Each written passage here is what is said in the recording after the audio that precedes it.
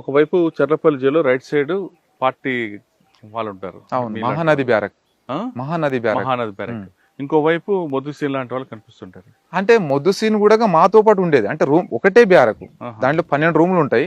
ఆ 12 రూమ్ లో అతనికి ఒక రూమ్ అంటే హై సెక్యూరిటీ బ్యారక్ అదే కాబట్టి అందులో ఒక రూమ్ ఇచ్చారు. కానీ అతనికి మాకు ఎలాంటి సంబంధం లేదు, ఎందుకంటే అతను లైన్ వేరు, మా లైన్ వేరు. కానీ మాట్లాడుకునేవారా? మాట్లాడుకో రోజు పరికాల రవి గురించి ఎందుకు చంపానని చెప్పాడు ఎప్పుడైనా? చెప్పాడు. ఆ. ఇక ఆయన ఏం చెప్పాడు అప్పుడు? డబ్బుల కోసం వాళ్ళు చంపింది. ఉమ్. ఏదో సూర్య అన్న భావకాలలో తృప్తి కోసం అని కాదు. లేదు వాళ్ళు ఏంటంటే క్రిమినల్స్. ప్రజలు అంటే వాళ్ళు ఏదో సూర్య అన్న కళ్ళల్లో నీ ఆనందం చూడాలని చంపినా అని చెప్పింది కదా డైలాగు. అది కాదు. అదేంటంటే అప్పటికి ఏంటంటే క్రిమినల్ అప్పటికి జైలుకు చాలాసార్లు వచ్చిపోయిండు. అప్పుడు సూర్య అనేది పరిచయం అయ్యిండు. ఆ సూర్య పరిచయం అయిన తర్వాత సూర్యకి ఇతని ద్వారా ఏమైనా సూర్యకి అవసరం వస్తుంది అనుకొని అతను సూర్య ఇతన్ని లోపరుచుకొని అట్లా చేసింది తప్ప డబ్బుల కోసం చేసింది అది.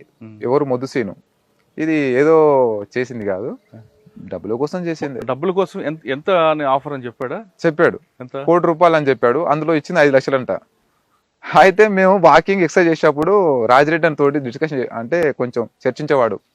అన్న సూర్య ఇట్లా చేసిండన్న, నన్ను ఇట్లా మోసం చేసిండన్న, నేను అప్రూవ్గా మాడిపోతా అంటే సరే అది ఏదంటే మీ ఓన్ నిర్ణయము, అది మాకు సంబంధం లేని విషయము, మీ ఇష్టం అని చెప్పాడు. ఎవరు? మన రాజిరెడ్డి అన్న.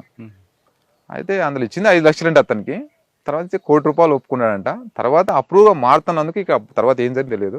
తర్వాత అనంతపూర్ జైలుకు ట్రాన్స్ఫర్ అయిపోయాడు. ట్రాన్స్ఫర్ అయిన ఒక 10 రోజులకి మర్డర్ అయిపోయింది.